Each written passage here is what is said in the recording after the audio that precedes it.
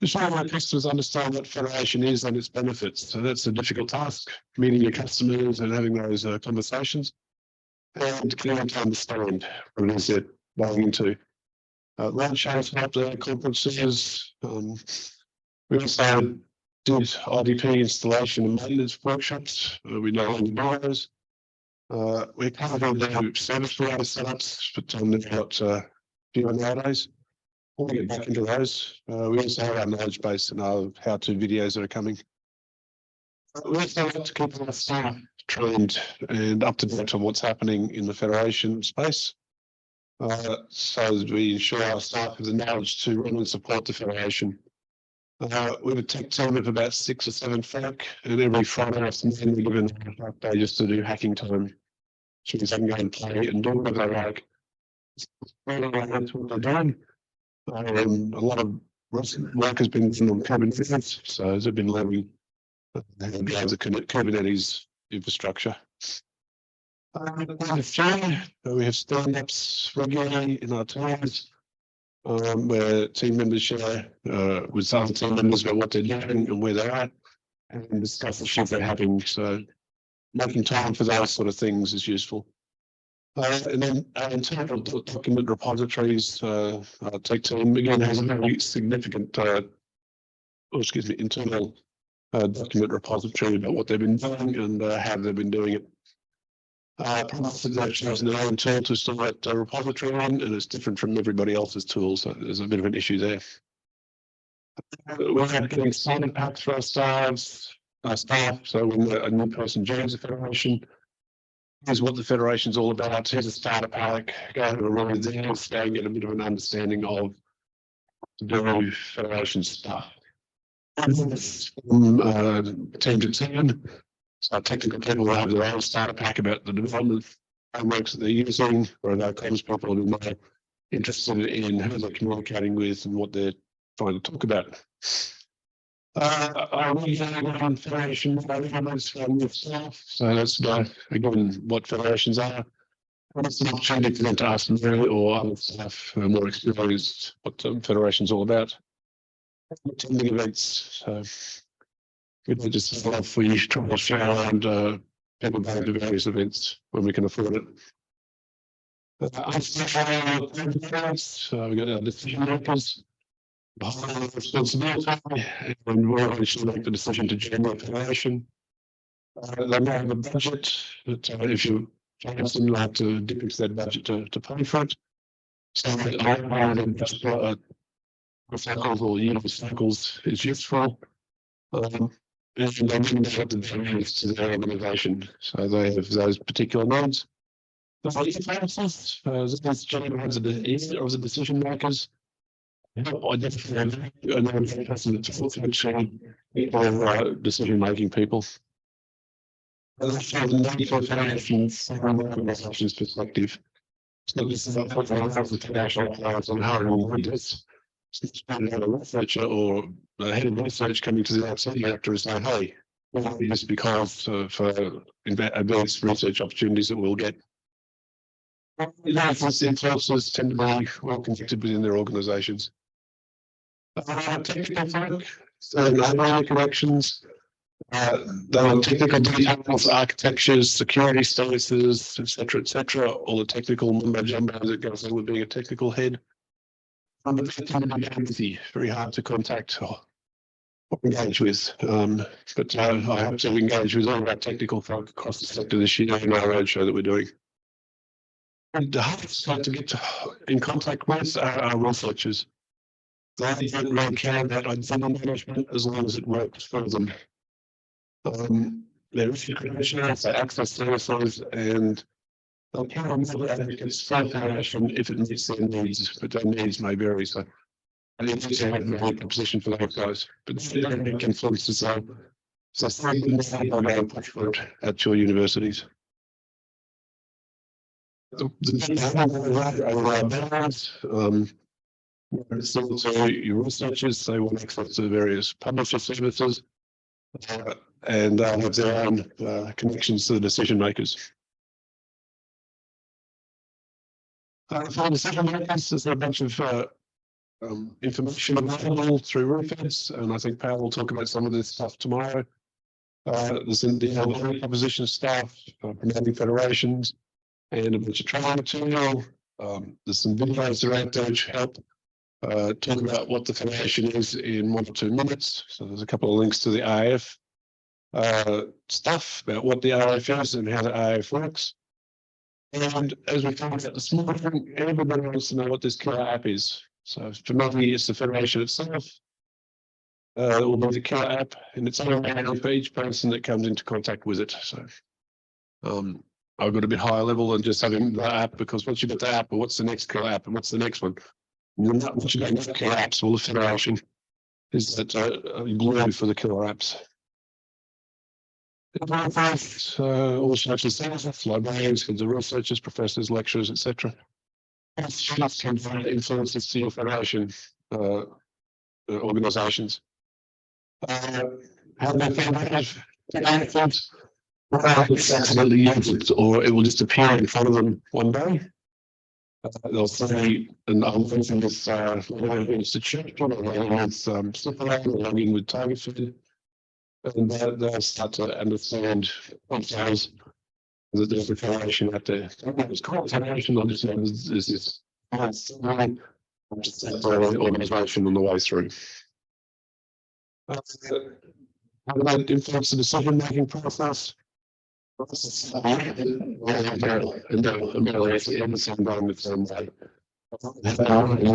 passwords, which what Doc was talking about this morning.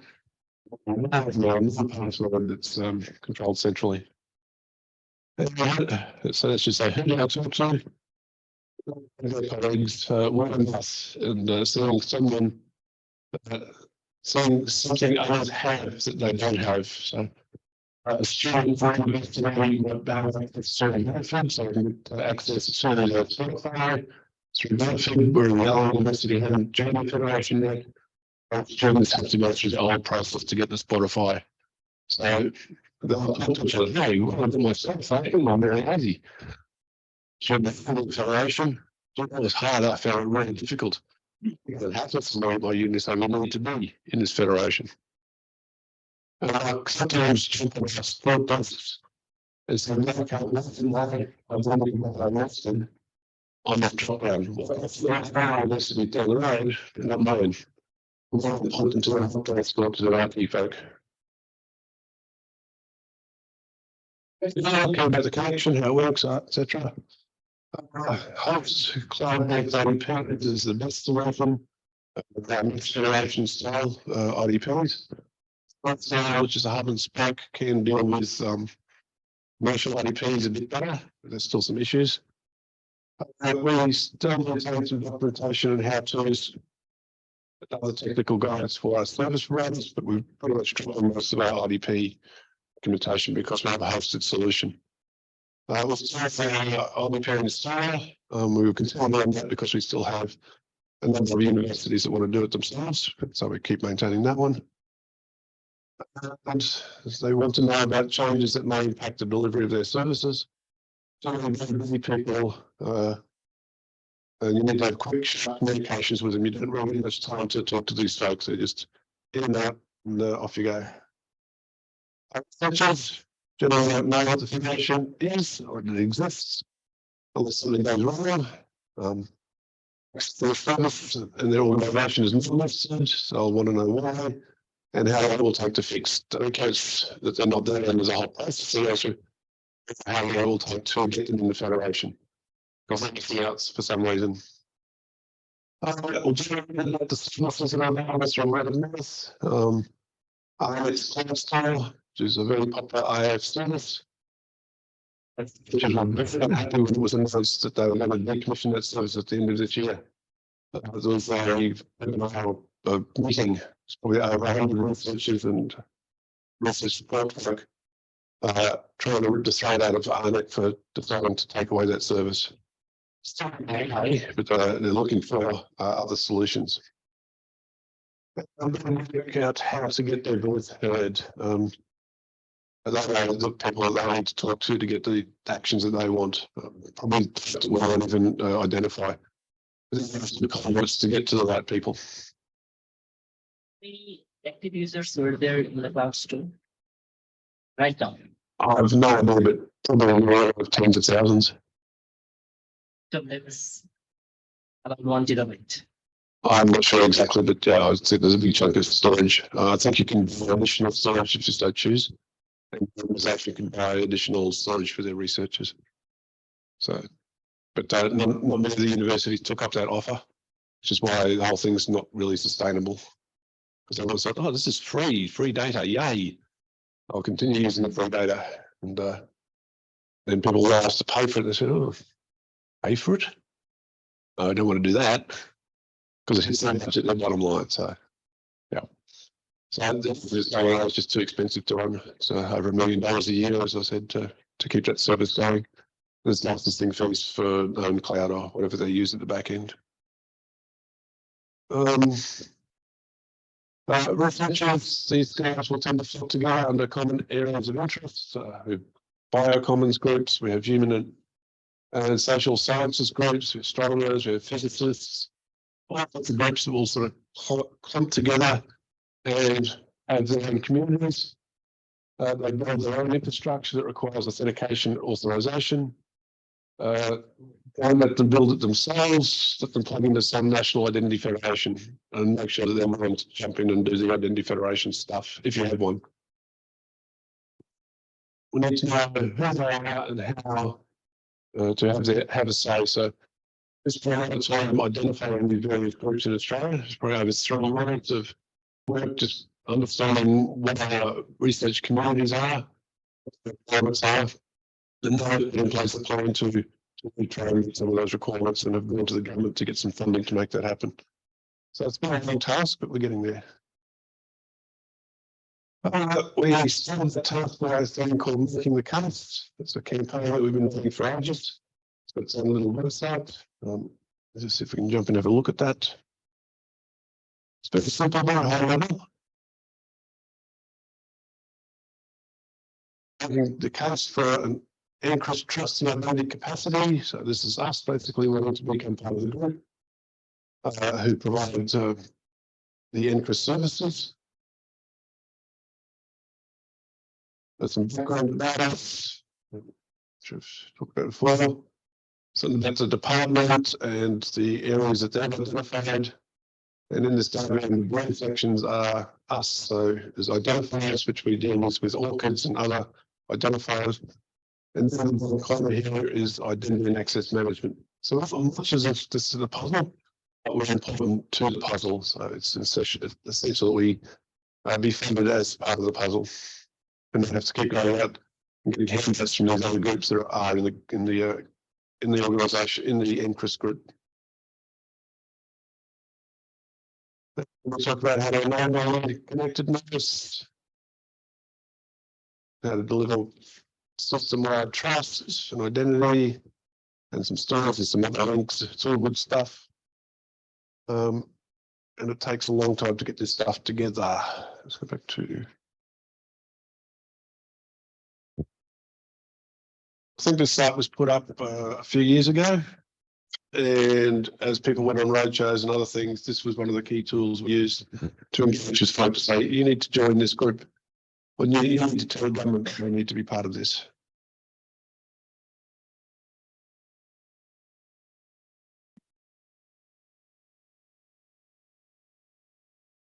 Just a plot here somehow.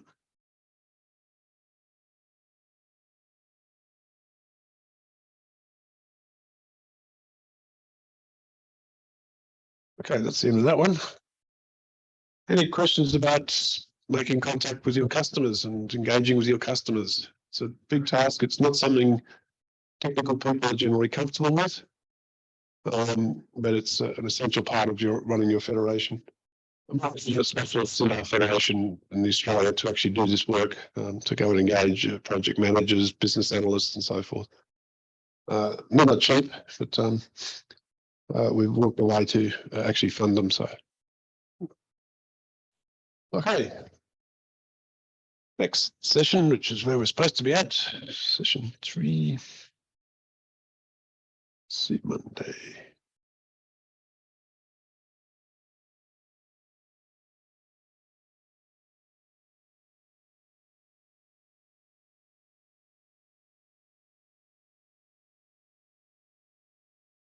So operational considerations, skip that one. So right about the processes you need to put in place for your federation. A membership process. So actually getting an organisation to want to join, what process do they go through? There must be something in place, some sort of form that you need to fill in, some sort of way to indicate that your organisation is willing to meet the rules of the federation. You need to understand what they're bringing to the federation to improve and enhance the federation. So identities generally enhance the federation because services love identities and services love identities. And primary service is what you're really aiming for. Most services needs to identity providers to actually access those services. You need to give them a federation rules. You need to have done some due diligence on the organisation to verify the status of that organisation. Is it a real organisation? I don't know if we've had anyone try to sort of fake their way into the AF. Had a few dodgy ones, but have you had anything like that, pal? Some dodgy organisation wanted to play in your federation?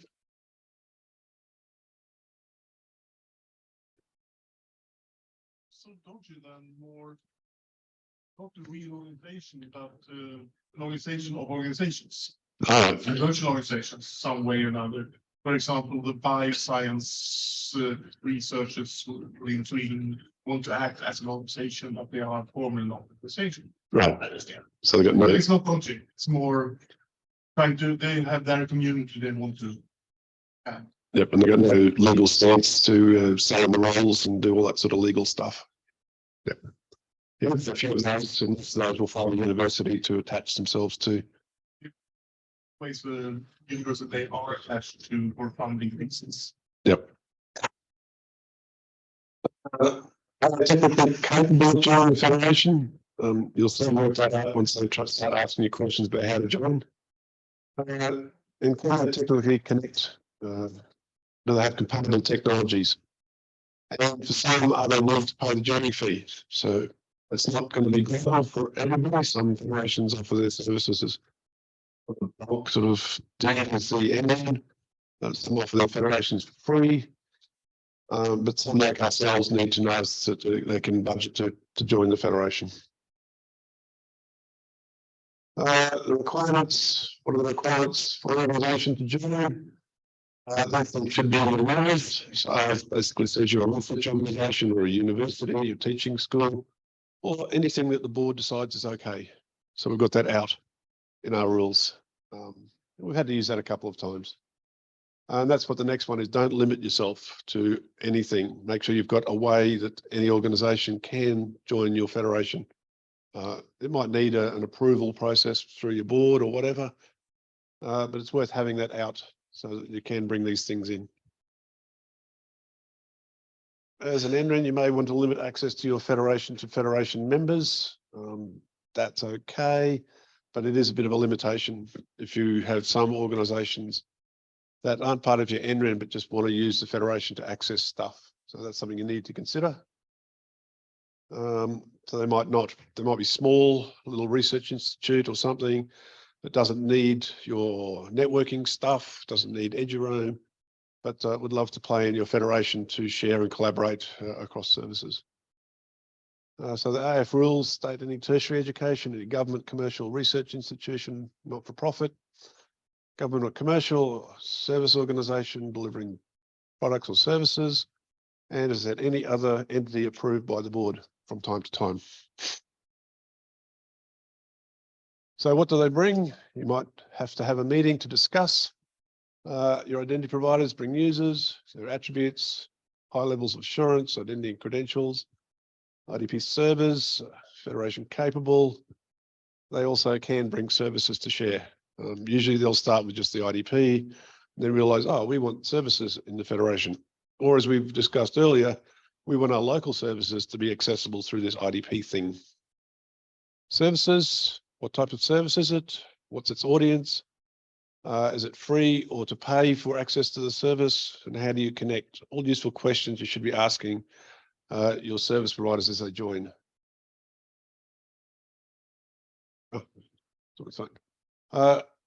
And you also need to make sure you're discussing the benefits of joining your federation with the members or the potential members. Agreeing to the rules, pretty much no exceptions. I've had a few organisations in the past come back and say, oh, we don't like these rules, don't like rule 16.4. Can we change that to something else that's to their benefit? And mostly we'll say no, because it's a pain to go through and change the rules, because if we change it for one, it needs to be changed for all. But we have on occasion identified some issues with our rules, and we'll then do a blanket change. Basically every 3 years we do a blanket change for our rules. New service providers have updated its rules every 3 years or thereabouts. To change in the environment, security, adding new attributes, removing the old ones, fixing the grammar, typos, incorrect content, etc. A form signed by your responsible officer at your university that states that they will abide by the rules. And every year with our compliance processing, we get them to re-sign that they're compliant with the rules. And that's a real good opportunity to say, and by the way, the rules have changed. So you need to actually go back and have a look at what the changes are and make sure you're still happy with those rules. Due diligence, verify the organisations who they say they are. Use whatever registry is appropriate for your nation. What do we got? We've got some business number that organisations have, which we go and check that that's valid. DNS and WHOIS is not really, no longer reliable or complete, so you can use it, but it doesn't give you the whole story. A role for the Federation operator defined by the metadata registration practice statement. So that's something that's in your registration practice statement that the Federation operator needs to verify that stuff. Okay.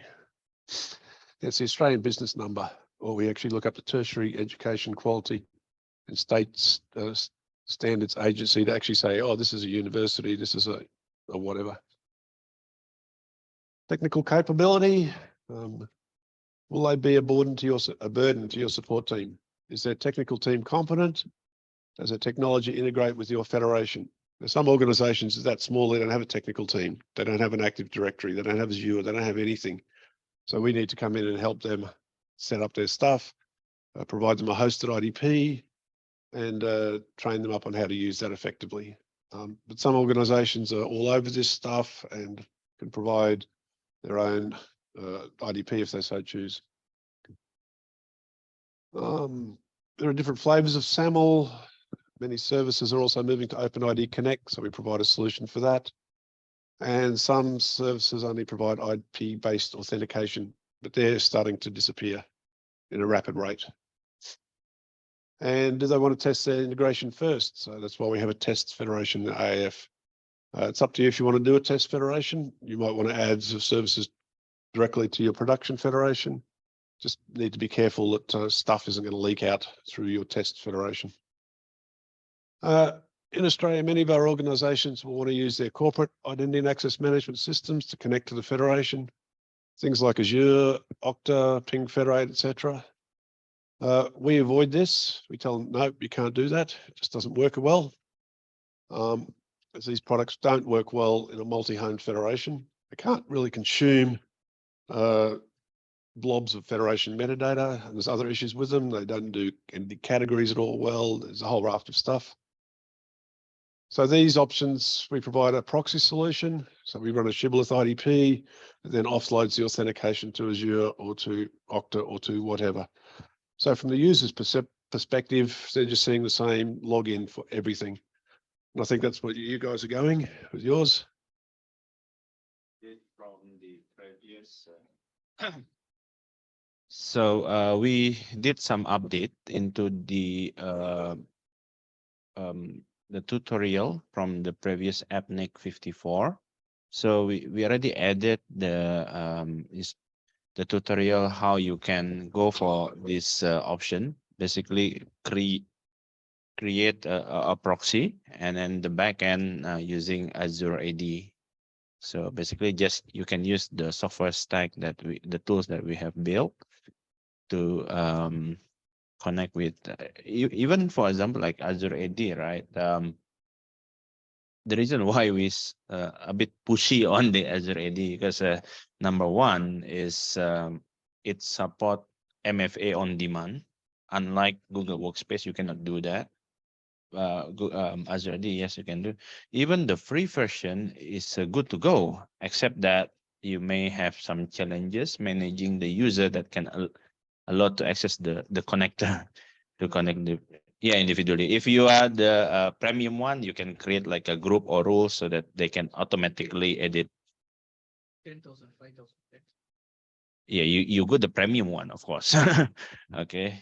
So but it meant for like a smaller institution. It's your choice. I mean, if you want to keep it free, then you do it manually. But if you want to be more convenient, more automated way, of course you need to pay extra to Microsoft, something like that. Yeah. The convenience. Yep.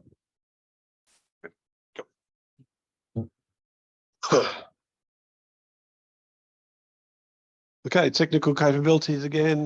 What protocols and options does your federation support?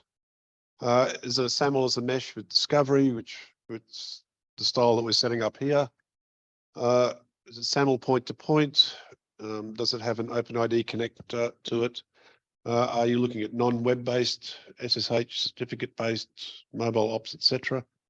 And do they want MFA and high levels of identity assurance? So a lot of this stuff is fairly advanced, and you'll get to it as you get to it.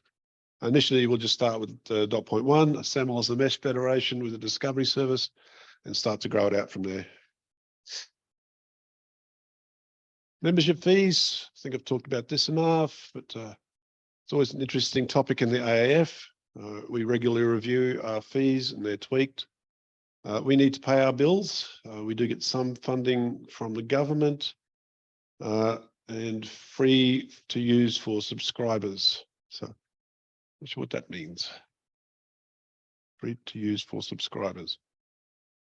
Oh, sorry, that's a different option. So yeah, we make all our subscribers pay, and there's different rates. I think it's too much, but my boss keeps telling me it's just right, so I lose. It makes it difficult to have those conversations with an organization. They see all the benefits, they're keen to join, then we tell them it's going to cost them this much, and they go silent. They have to go and work out how they're going to get the money, put it into their yearly budgets, all that sort of stuff.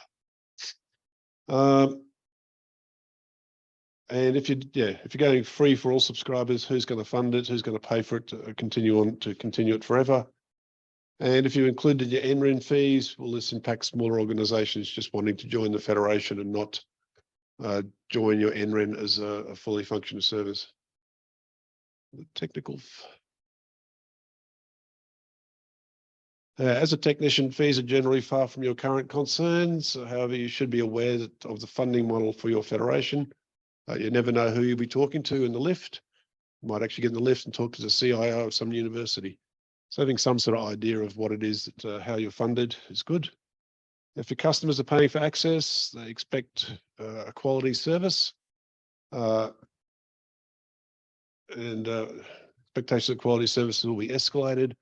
They will ask if they're getting value for money from the federation. So needing to know what usage federation members are getting is useful.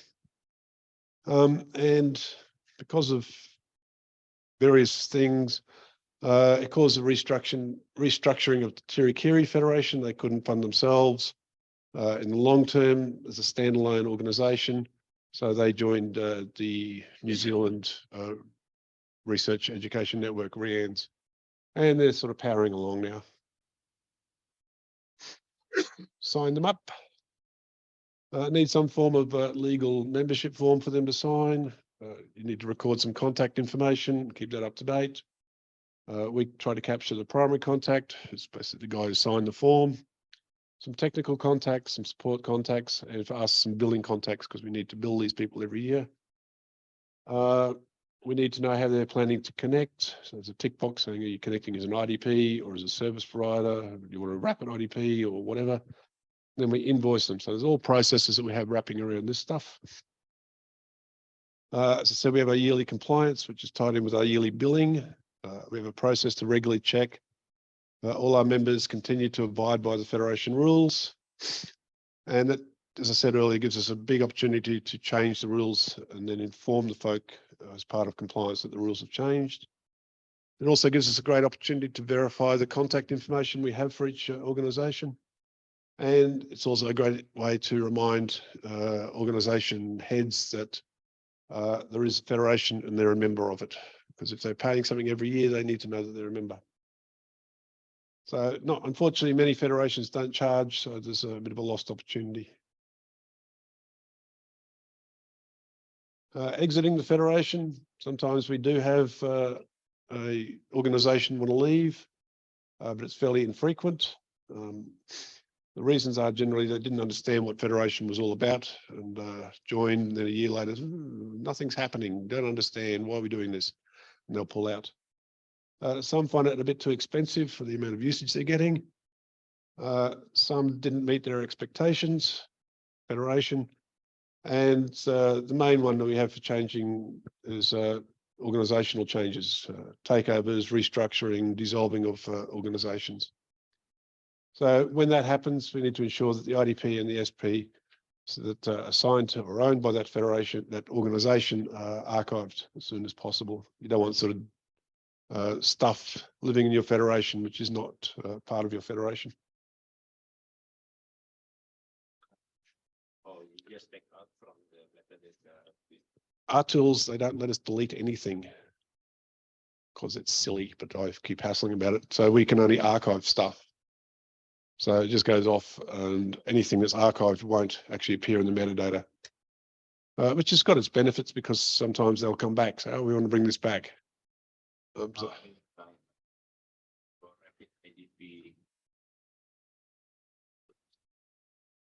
keep the history of it. Yeah.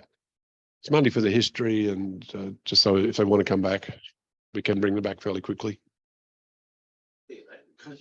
AWS, even you stop it, they still checking for storage. Yeah, that's covered. We haven't had any IDPs pull out. There's more services that pull out. Metadata, let's skip through this.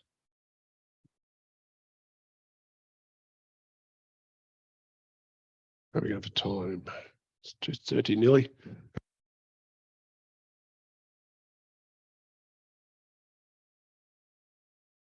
So these will be in the slides. You can have a look through. It's just about various aspects of running your federation and the metadata that needed to be generated and managed by the federation and distributed. And the issue we discussed earlier, federation grows in size, the metadata file grows. Larger these files are, the more resources, memory, etc. that IDPs need to consume them. And EduGain is a consolidation of all the federations, so it's going to be fairly big and it can potentially crash your IDPs and services. So we're setting up a metadata query service as part of the infrastructures that Farhan and his team are providing. So it makes the metadata much more manageable by the IDPs. It only gets the stuff that's needed at the time. And other considerations, supporting your customers, integration with EduGain, I'll be talking about that tomorrow, keeping your services running, keeping your customers informed, reporting business intelligence, and service catalog. And that's an ongoing battle to get a service catalog of what's available. Nobody wants to stand up and say, oh, I'm going to run the service catalog for EduGain.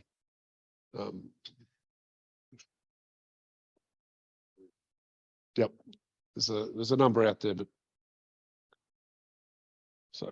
Catalog is very, for example, when there's obviously one to join. So this is usually when there's an organization would like to join. So we would like to request, okay, what application that do you want to integrate with your similar IDP or federation? And then we do a cross check with there was a post called map.reflect.rg, but now it's no longer up, I guess. So you can still reach one that already has some sort of integration with identity federation, and which one is not. So usually we mention the one is not. Okay, so if it's already there, okay, we know that we. Okay, so start doing the integration. So surface is not longer up. So it's like Googling, okay, is there any previous integration so far? Yeah. But we have database because when there's only trying to join and give the links we check, so we keep that record. So next time if there is another organization ask, we know already the list. So currently we advantage from becoming confused one because we have to talk with the service provider to integrate the service with our federation. So I'll call the other one is looking and the rest of the federation members.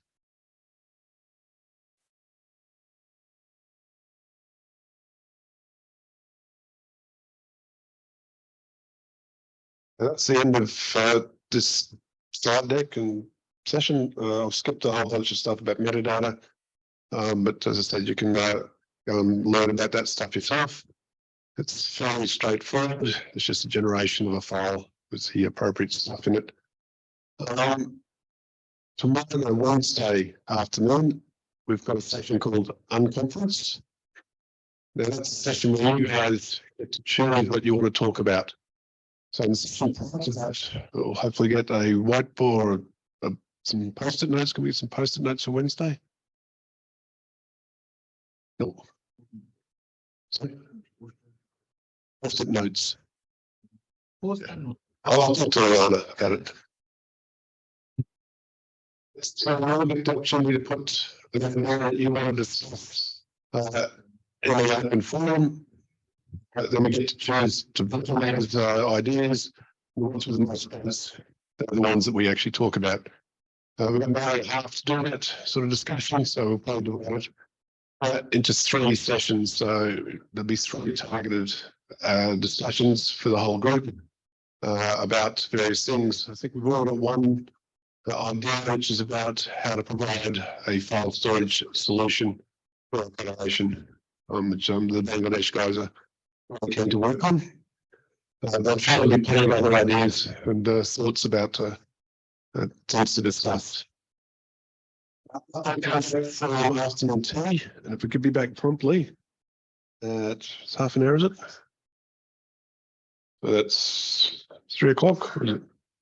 No, tea time is 3 o'clock. I don't. I'm very early, I jumped ahead too quick. That is it.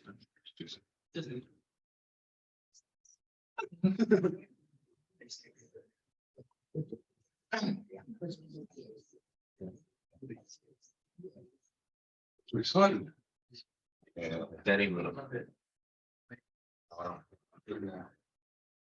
Okay, so I'm going to hand over to Brian now. And just give him an extra half an hour today to work through the Edgerone setup. So this may or may not be of interest to some of you. Happy if you don't, are interested in Edgerone. You want to take leave. I'm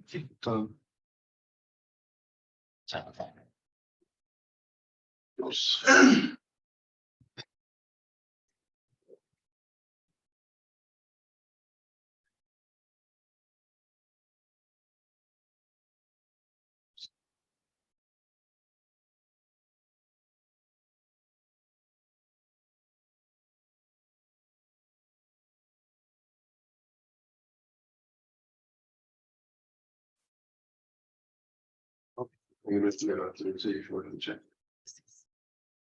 Trying to find you on the screen. That's right. Oh. Where you going? The other thing I have is this bag. It's heavy. And it's full of Hello. shirts. Can I have some? So I'll lay them out on the table here and you can come and grab as many as you like. Different colours. What is that? Shirts. Blue ones, black ones, and green ones. So that's take away. I'm not taking any home with me. I've been told if I bring any home that I'm not allowed to come home.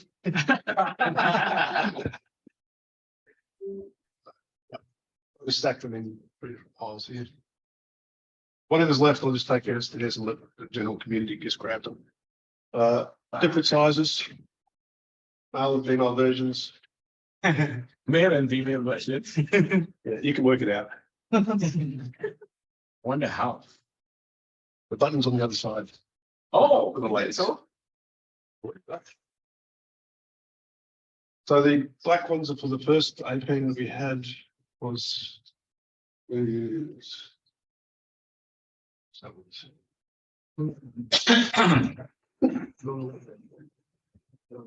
computer is reloading.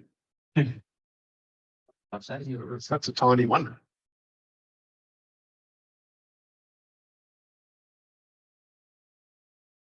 Them. Yeah, so it's my size. Ah, I used to be XL. yeah, man. This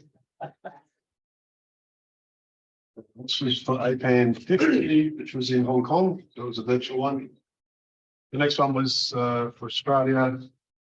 Green one's Pakistan. Event. It's also a virtual event.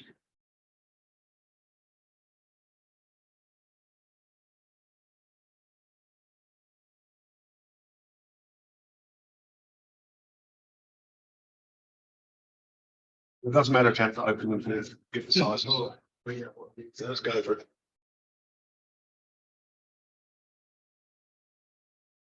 Okay.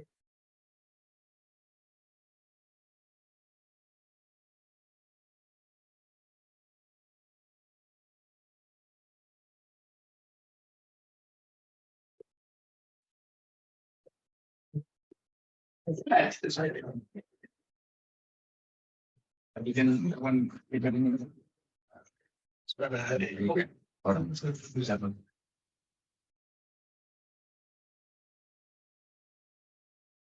No.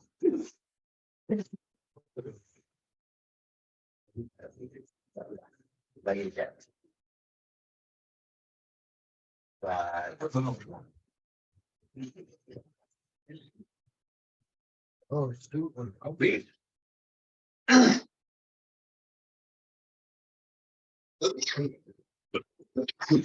The green one, how is it, the green one?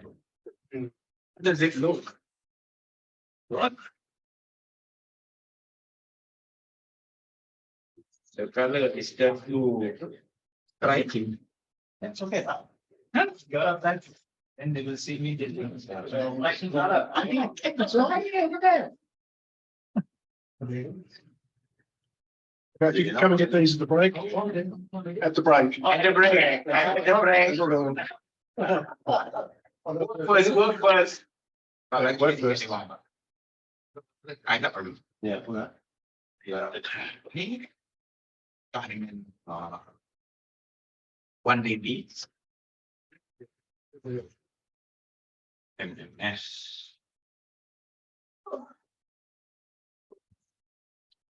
But all the ladies. What's the difference between ladies and The way the buttons go. one button?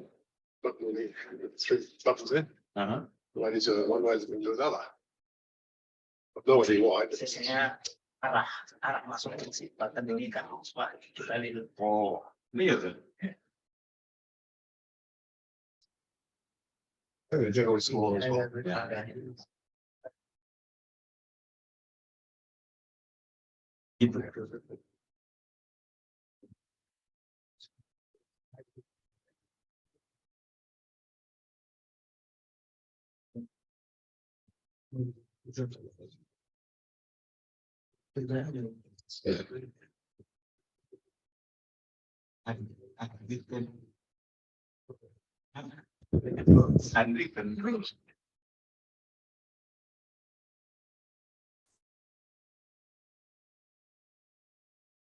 Okay, so you haven't signed it. Yeah, you need to sign there. You miss it out. There is some water will be down. What? There is water will be flow down. Where? Just keep it safe. Oh, okay. So here I'm going to talk about how to set up ADROM for your federation infrastructure. So basically, we will make use the uh, Federation as a service infrastructure that we have set up during the APAN55. But if you miss that workshop, actually, Barry has created a video how you can set up using the tools that Sifuan has created. Do that because you've changed something. The some tools are setting up the Kubernetes cluster. So we change from RKE1 to RKE2, but the cluster is remain the same. And also, we're able to add APAN56 support as well into the cluster. And we would like to also increase the security embed on the RKE2. Okay, so for this hands-on training, you will learn how to set up ADROM IDP as a service, or to be short, you just call it ADROM IDP for federation infrastructure. And we will use the Identity Federation to authenticate the user. Also authenticated. We will create an ADROM credential in form of the UPL certificate. So basically, if you want to find out phone, if you have a create inclusive of the credential as well in the form of the UPL certificate. Successful with the portal. So this ADROM credential to access the ADROM service. So I guess if that's somebody doesn't know what is ADROM, so basically ADROM is a Wi-Fi only service that users access the internet. The whole organization credential. Okay, so for example, let's say this ADROM servers about archives use credential from an organization to access the Wi-Fi network securely. Said securely because it's based on the IEEE 802.1x standards. Okay, so I think there's another one SSID library, which is everywhere, all in the it just no habit after but it's not done. Okay, so you can visit ADROM.org for more detail. So we create this ADROM IDPS service, so it always motivate us to tools. Okay, so an ADROM or it is the reduce but now we are non-trivial class. Okay, so that's how setting up of this anyway. So one of the issue when you are using username password to set up your ADROM is the hashing format. Because for example, let's say if your users are still using version of Office, for example, before 8.1 some Surface Pack something, it always hash from on the instance of the SSL and the default for example, if you it using the cherry for the hashing algorithm. Of course, you can access so that the member using OpenELDR, and we have about I don't know about 60,000 users there, and some of them they have to set the password in this hashing format, which is from secret and also NTLM. So to reset the password so that it will be seen, and it's not easy to do that actually. And also, following from this server is something very I would say if that's not with an unlimited number of items, for example, the manufacturer can only the open source tools, so then we have difficulties in maybe this as well. So, it's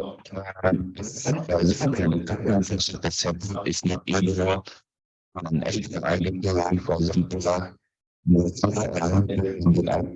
or doesn't have enough service or support that you should base or military. Okay, yeah, this is the truth. It's the life and community coverage because some of these education institutions are located in the rural location. So if you don't have even IT staff, it's the time jobs are being stay out after the IT as well.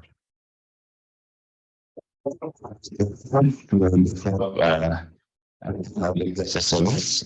We use identification to obtain the user credentials. So, if you know what is the dynamics behind the IDP service, so it consists of two main components. Okay, so the first one is the identity. So this is authentication, your identity federation, and also the user credential and also the file from the users. This is one component. And what is the view server itself? Authentication, the on the one portal. Okay, so it will authentication request to upstream reverse, which is the or machine learning organization. If we have the platform and the organization, okay, and the access that's why I have to the networks that are maybe the access on just by across the others, the let's say organizer is authenticated and authorized to access the network. So there's a sponsor access the network. Okay. So let's have a look at the open what is the rules behind it. And then we end up in project. So as the portal. So we call the single portal. It's a single identity for the authentication or the identity verification. We can also do of users for student and staff. Lot of the credentials. So we can in organization can provide this account. Okay, so we different this account to the credential, for example. So we can limit that as well.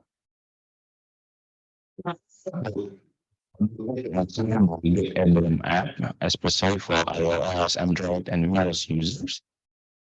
This credential and profile. So this is the configuration to install the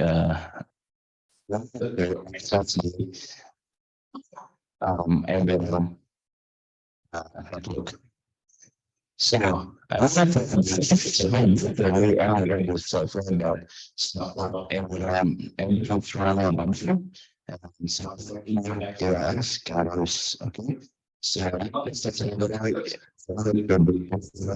package server that will create in your instance necessarily. Okay, so if you say want to host just flavors, you can do so. Or if you want to host NPS, you feel free to do so as long as it's about it's not and also the EOTS that can be used. The certificate generated by the Let's Wi-Fi portal. Because I understand yes, the that's why I'm not to ignore the directory. Yeah, we check issue certificate from the user. Okay, so should I accept certificate that issued by the onboarding policy only? Okay. Authentication setting like assigned to a different VLAN for different group of users or some other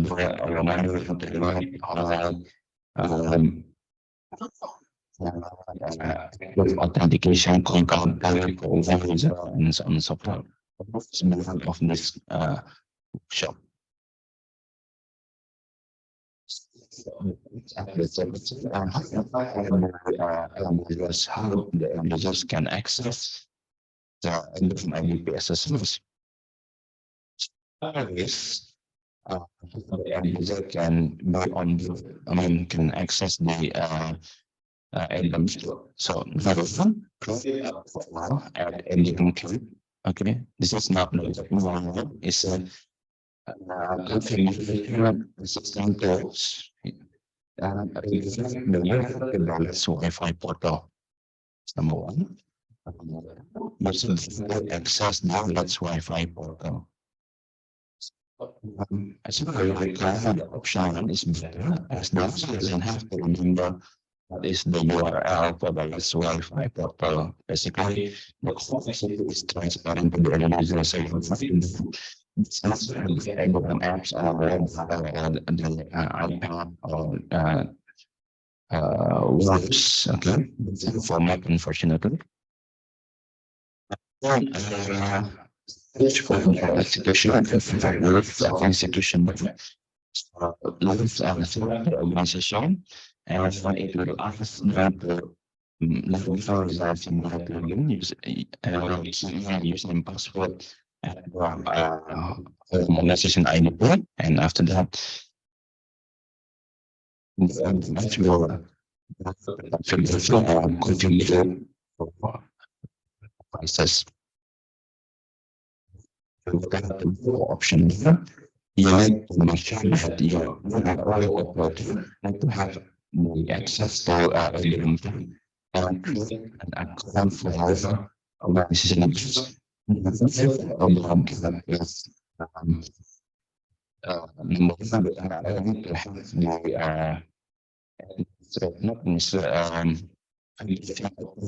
time and then about the account that it can create organizational account. Okay. So if you don't have one, you have to contact the option so that they can create and then get the verification of relation operator that have to get verification of the account and after that it's not about the account now it's This work going to use DNS model. This model is user have a dedicated certificate which needs to accept by administrator. Or let's Wi-Fi portal automatically generated. Okay, that's good. Okay. So the flow. So for the time, we can the emblem apps. And the emblem apps we will visit the emblem cat. Okay. And then the Wi-Fi portal. And it will authenticate against single IDP. So the difference is not to log into the IDP. The signal the Let's Wi-Fi portal.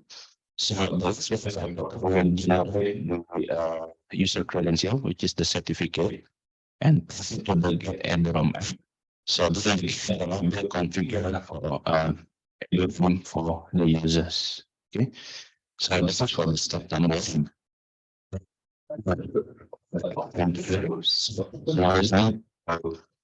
First, the last Wi-Fi portal. When the authentication with the single ID and then the last Wi-Fi portal, we will create the network portal or issue a credential. The user is not so they can also install figure. Okay. Both the way users needs to have get room app. Option. If so I often it's not so have a portal, but something is the network portal for iOS and device. Here is the EU config. You can only use the apps that's configured for the device. The one is only the certificate only. The files only. So you need to configure on the device and use that certificate access. I think from the user perspective, then the option 2 is easier than Actually, for user. no, not for user. Well, I mean, I can show us because my phone screen. But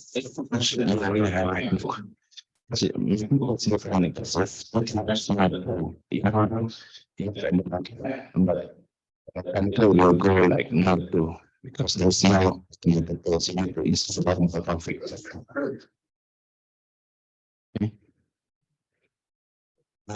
That's actually. It also confirms for operating in our device. If your device support apply, you will configure. But which are time the run session. More annoying, option 1. Mhm. What? Roby. Actually, no. Put type in your password twice. This is your same password. Yes, So, yes. yeah. But it's much better than to do option 2, Mhm. because if you're doing it from other profiles, it will just work.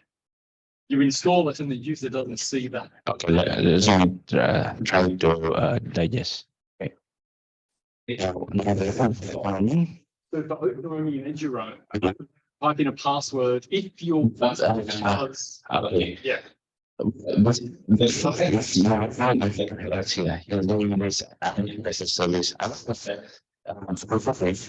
You can also use them to Yeah. so I use an office. Yeah. It's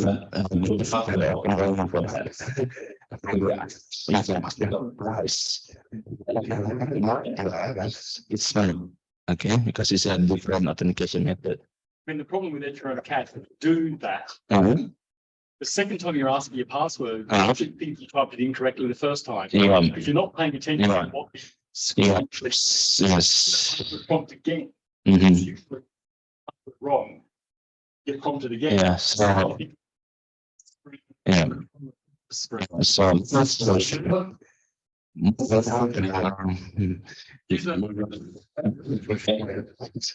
Even with Edrom Cat, legacy devices can support this. See that? Yeah, not able to access open numbing of the loan. It's technically the length of the password. It's a problem. Okay. Actually,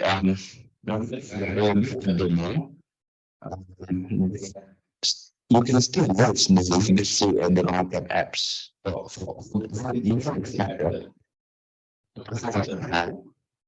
But use the legacy and the cap. So basically, it's not the And once in one, then we get config folder, and once in the release one, to configure it for that device. So that's actually, it's just which pathway that you want to go. Okay.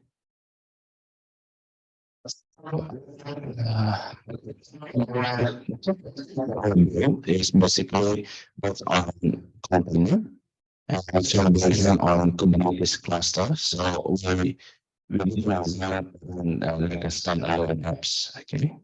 So we can create without Kubernetes and the with is fine. Or just a VM, it won't work. Okay.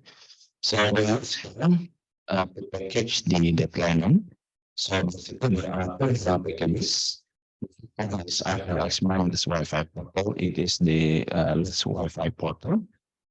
And the second one is iFirexMAN. So this should be small I. And I'm doing this very register. So I think it's because if you want to use your assistant radio server or you want to have both. Okay. And packages were designed for a single realm. Okay, so basically, this is segmentation one side. Okay, to make it easier, but actually I can have, you know, we have a place like all I have to do server and portal, but we have another it's sort of like an admin topic. So that One question. Yeah. So when you're using the help package, can you use any of the container runtime engines like okay, yeah.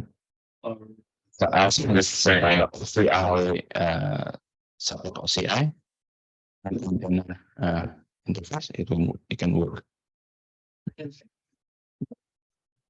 Using container no, you should focus on Docker as well. So it was one with the RKE2, which is based on K3S and using container D as the container runtime. It works on the others as the Kubernetes cluster follow the CNCI standard should be okay. Okay. So one of the use case in Malaysia, so we have a service called get.adm.my service. Basically, it's a catch-all and the IDP as a service, which usually comes from Federation members organization. Grants the service to obtain admin credential. Okay. So this is a service you also can visit by the website.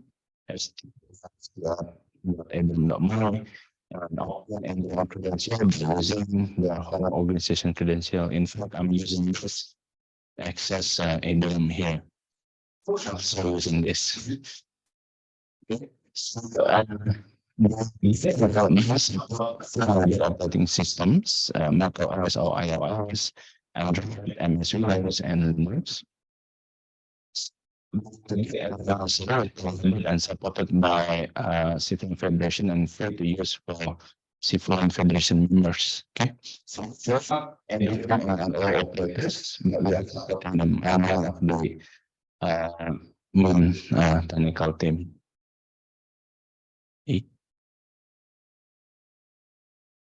Oh yeah, okay. So EFTLS as the authentication method. It is using the X501 certificate. After it's valid for 90 days. It means that after 90 days, the user will authenticate themselves. Yeah. Expired the week before but my phone actually told me this time. Yeah. So previous editions of it didn't tell you, it just expired. But now it tells you, which is very useful. Yeah. I wasn't on a plane to here, because that's the problem. If I was traveling to here. Honestly, use a mobile config, import directly, the inventory what is expired, but different apps. As additional benefit, it will tell you that hey, your certificate is about to expire, so better renew it before you travel. Yeah. Is it possible to set the CRL days or expiration days for 5 years or from 15 years total? Most For 5 universities years. do it for like 13 months or something, right? So you've got students when they turn up, they get a profile, and when they enroll next year, they get another profile, right? Rather than they've got it long enough that it will span their usual enrollment period, for instance, right? The reason you have it shorter is because it's easier to, it's easier to revoke Yeah. and clean up the keys, Mm. just like Let's Encrypt does. Mhm. The downside is you have to remember before you go traveling, check the expiry date, because if the expiry date, like my expiry date was But today. that's not very much unconscious or The one says yes. to If you if you use it and it's not notified, they actually will tell you, hey, your certificate is going to expire. So renew. Yeah. Oh, okay. Okay. Okay. So, if you identify the RAM at get.eduroam.my, this is the RAM. So that's the screenshot. So this is the portal. If you visit get.eduroam.my, you will see this portal. To get started, you will go to the discovery service. And you need to identify from which organization. This is the web service. We provide a web server from Switch. And after that, click on themselves. So they will see this page. Selection of the original Wi-Fi port. Everything is you can see this.